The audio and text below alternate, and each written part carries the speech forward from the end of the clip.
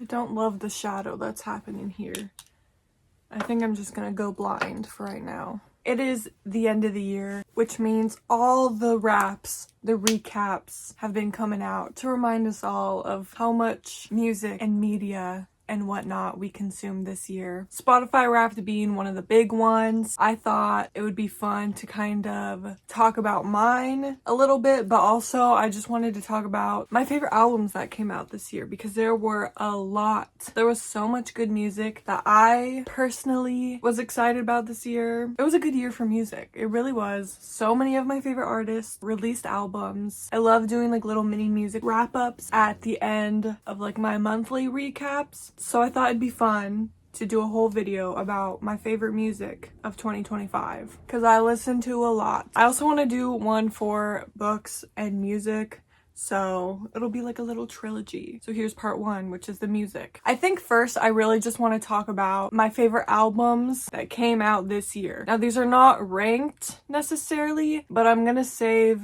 my top 2 favorites for last. Everything else is kind of like shuffled and random because I can't really decide, but the top 2 are solid. So one of my favorite albums that came out in the beginning of the year is Blonde Shell's You Asked for a Picture. Blonde Shell is an artist I discovered, I think at the end of last year. I don't know, I just like really enjoy her music. It's kind of like indie alternative singer-songwriter. She has a couple albums out, I think. This new one might have been the second. I kind of rediscovered it again in the last month or so, but when it first came out I was listening to it a lot. I do have the CD of it, which is how you know. My favorite song in here is by far TNA. This was a single, I think maybe the first single. I listened to it over and over and over again. It's very high up in my most listened to songs this year. What's Fair is another one of my favorites. Another one of my favorites from this year was Renee Rapp's new album, Bite Me. I was really looking forward to this. I love Renee Rapp. I love her music. I loved the last album. I loved her EP. So I was really excited for new music because it had been a while. First single for this album was Leave Me Alone. Compared to all the other ones, is not my favorite, but I will admit I listened to it quite a bit. It is fun. It's a very fun song, but I don't think I loved it when I first heard it, and I don't think I love it now compared to the rest of the tracks. But my favorites from this album were definitely the more fun ones. Kiss It, and You'd Like That, Wouldn't You are probably my favorites. I will say this is not an album I have really come back to as much since it released, but I like it a lot, obviously, because I'm talking about it, you know? And then we have 2 albums that came out in the summertime, one of which is Addison Rae's debut album, Addison Rae. I've talked about this album, I think, previously, but it really surprised me. It really did surprise me. I don't really know much about Addison Rae, but considering this is her first album, I was really impressed. Such a good looking CD, can I just say. Well, it's not in there, but the CD itself is also really cute. I love it, and I love that this album was made by 3 people, and I love the songs on it. It's so fun, pop, and it came out at a perfect time. I feel like it's such a perfect summer album. Again, I haven't been listening to it a ton in the last couple of months, but in the summer, this was on repeat for sure. I do kind of wish it was longer. There are a couple interlude songs, which I feel like could have been regular length songs, and that would have been nice. Anyway, my favorite I think is still Famous Gun. That was I think one of the last singles that released before this album. Times Like These was also one of my favorites as well.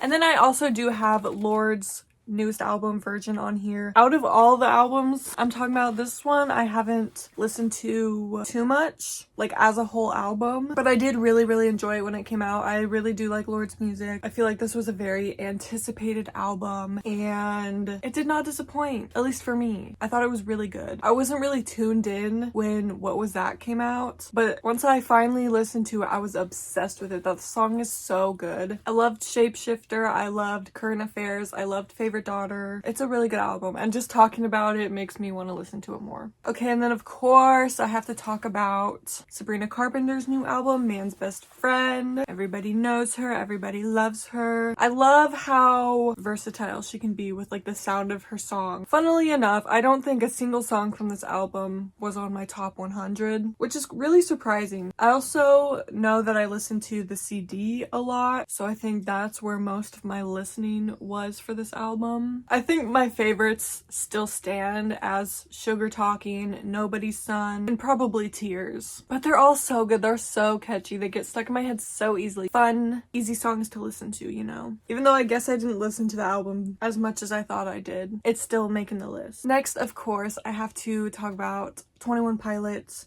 Breach. I think they'll always stay with me. I really have not been keeping up with them too much anymore, but their last 2 albums have been really good. It did take me several listens to really get into it, but once again, I have the CD and it was in my car for like a solid few weeks where I just did not take it out, and I would just keep listening to it over and over again whenever I would drive anywhere because I really did enjoy it that much. I do think City Walls is my favorite, Downstairs, and then Tally. Actually, I think maybe Tally's my number 1. I don't know. I really thought I would have more to say about these, but I don't know, I liked it. It was fun.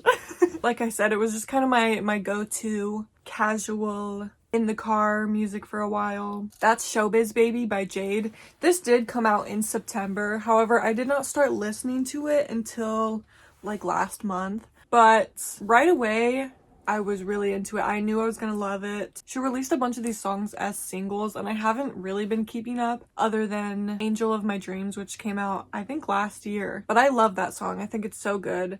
And her range on this album, once again, there are so many different, like, sounds and kind of styles into this album, and it's so good. So I've been really enjoying it, and just recently, like a couple days ago, she released a deluxe version with a bunch of new songs with a bunch more songs, which I have also been enjoying these past couple of days. So I haven't been listening to it too much, but I think it's so good that I wanted to put it in this list anyway, and I really need to get a copy of this. I think my favorites right now are Plastic Box and Fantasy, but there's not a single song on there that I don't like. And it's a decently long album. There's 14 songs on the original. I enjoy a long album, I'm not gonna lie. And then I also want to talk about Stage Girl by Eli, another album that came out last month. I think it came out the very end of October, like literally on Halloween. So again, I haven't had the most time to listen to it,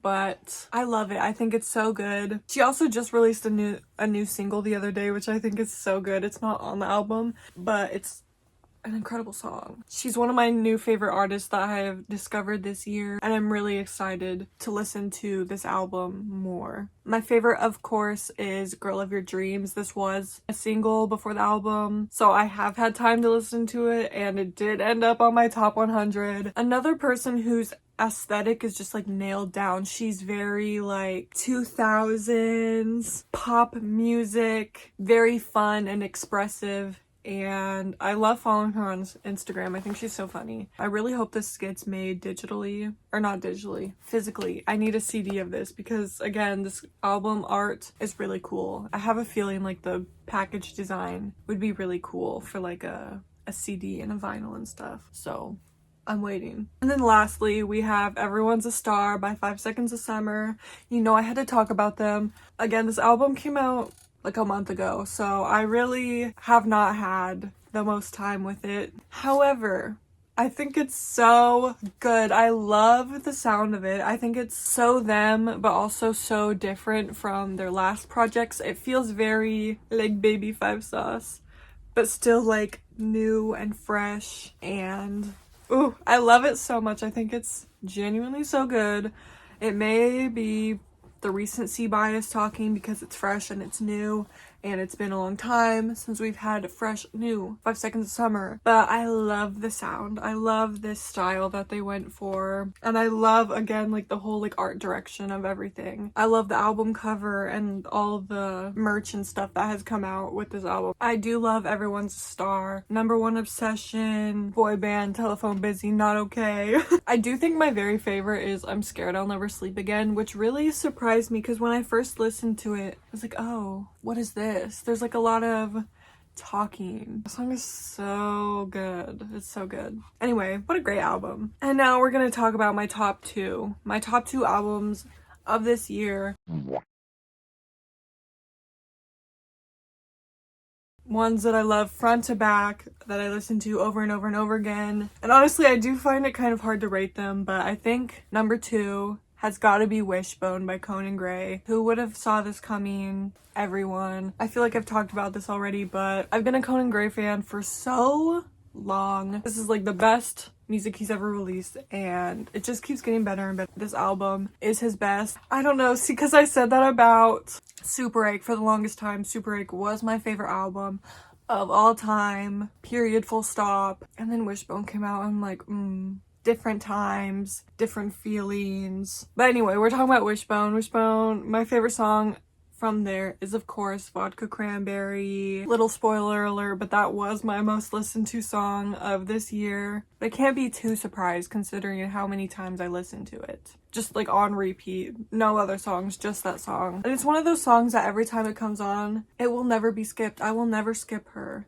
Ooh, it's so good. His voice is so good. That belt when he sings I Will. You know what I'm talking about. It's so good. Actor was another one of my favorites from the album. That one I listened to a lot. Nauseous. Devastating song. Devastating. But it's so good. I also loved Caramel and Care. Those songs had a lot of listens. I don't know. There's just not a single song on this album that I dislike. And I think that's beautiful.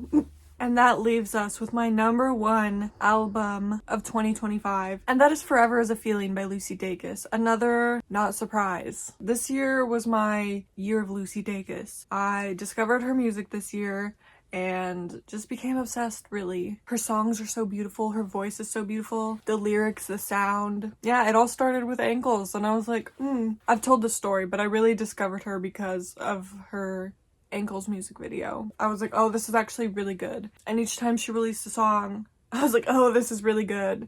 And then she released the album and I was like, oh, this is really great. So my favorite song on this album is Lost Time, for sure. I think she deserves more love, more recognition. She's number one in my heart, but one of the least streamed songs from the album, which I think is wrong. Of course, I love Ankles. Modigliani, great song. Talk is up there for my favorites. Best Guess is really sweet. She like married a bunch of people at her shows and performed that song, and it was really cute. And Most Wanted Man, great song. They're all great songs, but those were my standouts. And because this album released in March, it has just been a constant for me. An album that I can always go back to.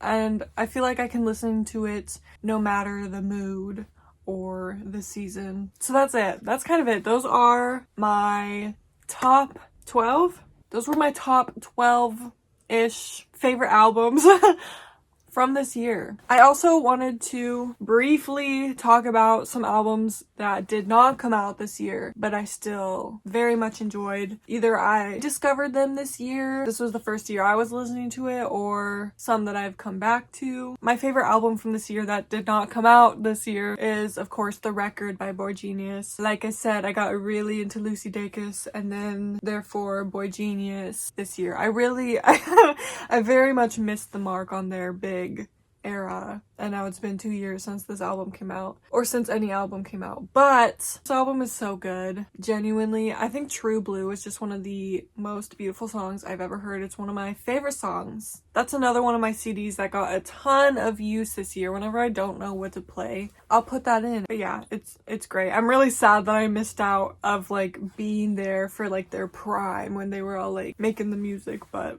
that's okay. You know, better late than never, I guess. And then another one of my most favorite albums from this year is Muna by Muna. Muna's another artist that I really got into this year. Did I listen to them last year? I think so, but this year I really listened to them a lot. And their self-titled album, Muna, is incredible. It's incredible. It's another no-skip album for me. I love every song. I went through a period of time where I listened to Runner's High every day. I think that was last year. I don't know. Time does not make sense anymore. Home by Now. That was a this year song. Anything But Me. Banger. Loose Garment. Amazing. And then of course Silk Chiffon, which is their big hit. The music video is inspired by But I'm a Cheerleader. Obviously I love it. Anyway, perfect album. And then I listened to a lot of older Charli XCX albums. By older, I just mean like pre-Brat. Over the summer, I was really back into Charli XCX. So I listened to a lot of How I'm Feeling Now. Oh, such a good album. And Crash. Oh, such a good album. Those were two that I really enjoyed. Oh, her album Charlie. Another extremely good album. I really enjoyed all three of those. I forgot to mention while I was talking about her, but also Home Video by Lucy Dacus, which was her album before this last one. I love that one. I think it's so good. My favorite songs on there are VBS and then Partner in Crime. Partner in Crime is so good. So those were more albums that I love this year. And before we end, I just wanted to quickly go through my Wrapped for this year. I think they did a pretty good job. We finally got top albums. They've never done that before, weirdly enough. And we also got the top genres back. I think last year they did not even give us a top genre. I love that they just like make up genres now. I don't know. I don't really have any complaints. I feel like it wasn't like as exciting this year as it has been in previous years, but like the information that they gave us I think was good. My listening minutes was quite crazy. I was a bit surprised. 118,169 minutes of listening to music, which is a lot, but I am someone who always has headphones on, is always listening to something. This number is less than last year though, and I think that is because I was listening to a lot more CDs. It's a bit much, but I'm never really someone who just sits in silence. So here are my top genres: indie pop, alternative pop, screamo, pop rock is number 4, and then art pop, whatever that means. I don't know. Again, I feel like they're just making stuff up. And then they did this weird thing. It's like the listening age. It kind of like assigns you an age based on the kind of like decade of music that you listen to.